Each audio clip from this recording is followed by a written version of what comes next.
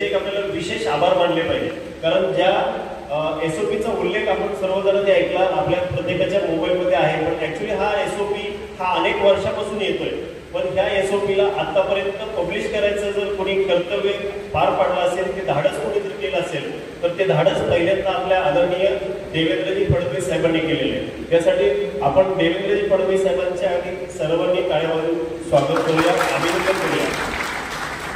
या एसओपीच्याच माध्यमातून आपण जो एसओपी आपल्याला 2024 आला, या एसओपी मध्ये आपल्यासाठी काही मार्गदर्शक तत्व आहेत, त्याच पद्धतीने पोलिसांसाठी काही मार्गदर्शक तत्व आहेत. याचं पालन होतंय का?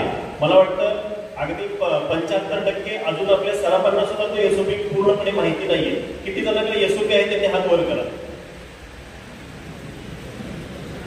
आपल्यासाठी आलेला एसओपी जो आहे, जो शासनाने आपल्यासाठी बनवला, पाठवला, प्रसारित केला, तो आपल्या किती लोकांकडे आहे त्यांनी हात वर करा.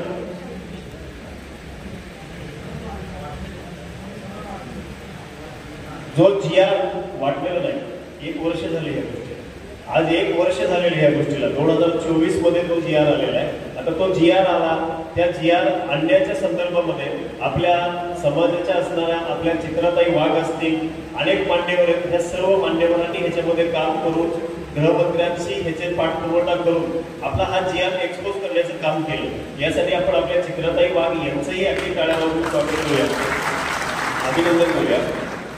आता ह्या जीआरच्या संदर्भामध्ये आम्ही समितीच्या हातून जे काम पहिल्यांदा हाती घेतलं, ते जीआर पूर्णपणे संपूर्ण महाराष्ट्रभर अगदी सर्व एसपी असतील, तुमचे जिल्हाधिकारी साहेब असतील, या सर्वांना आम्ही एसओपी आणि आपल्या सराफ बांधवांच्या आणि संलग्न व्यावसायिक बांधवांच्या ज्या काही अडचणी आहेत, ज्या कारवाईच्या दरम्यान त्यांच्यावरती जो अन्याय होतो, तो सर्व अन्याय एका कागदावरती घेऊन, म्हणजे थोडक्यात तो निवेदन आणि हा एसओपी आपण संबंधित ह्या सर्व जिल्ह्याच्या अधिकाऱ्यांना देतोय. आणि तो देऊन माझ्या सर्व सराफ लोकांना आणि त्या लोकांनी आपल्या सराफांच्या बाबतीमध्ये ही कारवाई करत असताना 411 मध्ये 317 मध्ये तर त्या एसओपीचं पालन व्हावं आणि त्या एसओपीचं पालन करून आपल्या लोकांना व्यावसायिक भूमिका, त्यांची प्रतिष्ठा ह्याला कुठं बाधा येऊ नये, यासाठी आपण गेल्या बऱ्याच दिवसापासून महाराष्ट्रभर आपण सगळ्या जिल्हाधिकाऱ्यांना ह्यांना ते एसओपी आपण देतोय. त्याच पद्धतीने आज आपल्या मालेगावमध्ये पण मला वाटतं आज आपण तो एसओपीचं आपले ऍडिशनल एसपी असतील, अपर जिल्हाधिकारी साहेब असतील, परत धुळ्यामधील आपल्या समाजाच्याच असणाऱ्या सुवर्णकन्या असणाऱ्या आपल्या जिल्हाधिकारी साहेब आहेत विस्फोटे मॅडम, आपण त्यांनाही भेटलो, त्यांनाही तो जीआर दिला, त्यांनाही निवेदन दिलेलं आहे. शिवाय तिथल्या एसपीलाही भेटलो आज आम्ही. म्हणजे आज इकडे आल्याच्या नंतर आमचा तो एक फायदा झाला की अजून एका जिल्ह्याचं काम आम्हाला उभं करता आलं. हे आपण करून माझ्या सर्व बांधवांना, माझ्या सराफ सुवर्णकरांनी संलग्न व्यावसायिकांना मला एक सांगायचंय की आपल्याकडे ज्या वेळेला रिकव्हरीसाठी पोलीस येतात, त्यावेळेला आपण सर्वप्रथम काय करता? आपण सर्वप्रथम काय करतो? आपली जी मानसिकता आहे, ही मानसिकताच आपण पहिल्यांदा गुन्हेगार असल्यासारखी आपण तयार करतो.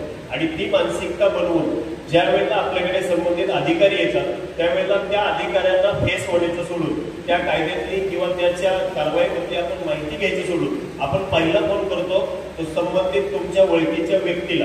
मग तो राजकीय असेल, अध्यक्ष असेल, ज्याचे ज्या पद्धतीने ओळख आहे त्या पद्धतीने तुमचे ज्या ओळखीचे आपण फोन करतो. परंतु तुम्हाला ते संविधानिक अधिकार आहेत, जी कारवाई तुमच्यापर्यंत आलेली आहे त्या कारवाईमध्ये तुम्ही त्याची माहिती घेणं, त्या संबंधित आरोपीच्या संदर्भातली माहिती घेणं, त्याची शहानिशा करणं, हे तुमची जबाबदारी असताना आपण ती पार पाडतो का? आतापर्यंत किती जणांनी रिकव्हरी दिल्या? त्यांनी हात वर करा. ज्यांनी रिकव्हरी दिल्या, ज्यांच्या बाबतीत ह्या कारवाई झाल्या, त्या लोकांनी हात वर करा. हात वर करायला काही अडचण नाहीये, आम्ही काही तुम्हाला मागणार नाहीये, हात तरी किमान वर करा. तर तुमच्याकडे ज्या वेळेला हे लोक आले, त्यावेळेला आपण त्यांना कायदेशीर काही बाबी विचारण्याचा प्रयत्न केला का? कशामुळे नाही केला?